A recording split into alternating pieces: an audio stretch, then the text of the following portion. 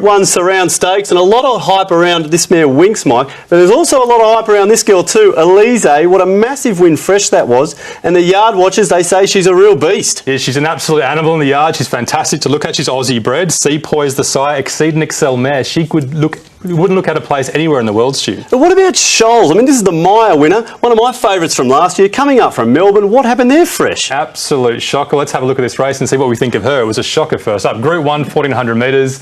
Not too much tempo on these races on Saturday, and the fair bias we talked about across the three key factors. Position and run, because it's a bit of a tactical race, you need the right spot. Distance 1400 metres, some of these mares are stepping up from the 1200, and stage of preparation, some first, second or third up. Which mares are ready to peak and which mares are ready to win. All right, we've had weeks in the first week. Let's look now at the market for this second leg of the quaddie, and ALIZEE is going to start a short price favourite here, out from $2 to $2.15. Shamook's the one they've come for, $6 to $4.20. They put up a very good fight last start. A lot of form from that race as well. There's Frolic going to be running on from the back again, $9.50. Shoals at 11, Melody Bell there as well from that race. But look, Mike, the money here is for Shamook, and ALIZEE is the favourite. Yeah, we're going to have a look at all those horses in this last replay. I think the top 5 from this replay, the Group 2 light fingers over 1200 metres, come through this race on Saturday, and you'll be seeing this replay lots before they race on Saturday. ALIZEE back in the pack, getting a bit of cover, just coming to the inside late. Shamook was 3 wide, no cover the whole way.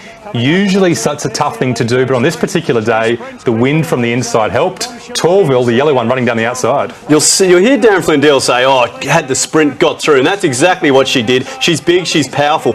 What about this last sort of 50 metres? What do we take out of that? She was absolutely all out. She's a classy horse, but she gave everything to win that race. All right, there's a little look at ALIZEE, and look, she's $2.15, so let's keep looking at her to know exactly what she's done. We're going to take you back to the T-Rose here, and this is obviously plenty of Golden Rose form going around in this race. She's just out the back there, has a little bit of cover, just really good to see what this horse can do once out into the clear and just goes bang. Yeah, we talked about the fact that she's an animal in the yard. She's big, she's strong, she's athletic. She loves the cover. It's a very similar run to the replay we just looked at, didn't it? A really similar run.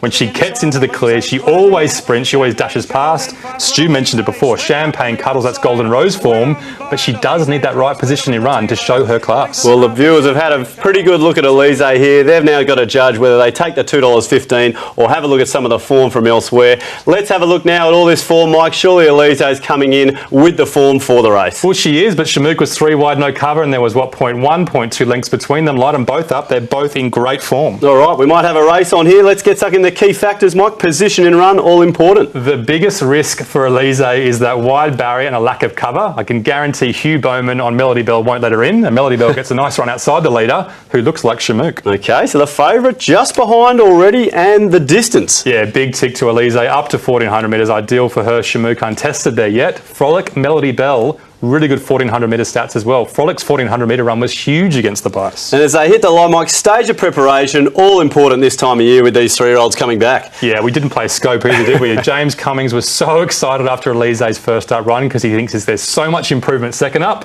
Frolic should improve second up too. Shoals, she's usually unbeaten first up. So I'm not expecting too much improvement from that filly, Stu. That is a long way back from the key factors there. So it's ALIZEE out in front, Shamook in behind, Frolic there. So a lot of that form from the Apollo. Look, Mike, this race, $2.15, that's what the punters have got to weigh up. We've got all that form. You've mentioned Shoals. I mean, no love for her there from us.